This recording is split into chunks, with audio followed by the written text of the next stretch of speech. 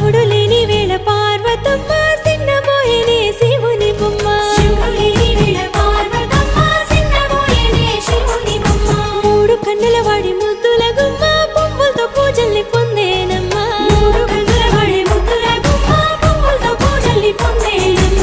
గౌరమ్మే బతుకమ్మై ఎత్తుకొని వచ్చనే నెత్తిపై మేఘాలు ఏడేడు సంద్రాల ఎదరు పొంగిన నీళ్లు తీసుకొని వచ్చనే తిరుగుతూ వాగులు నురగలై పొంగెనే చెరువుల తూములు ఉత్తరం దక్షిణం నువ్వెక్కిపోతుంటే తంగేడు బొమ్మలు బంగారమై చూస్తే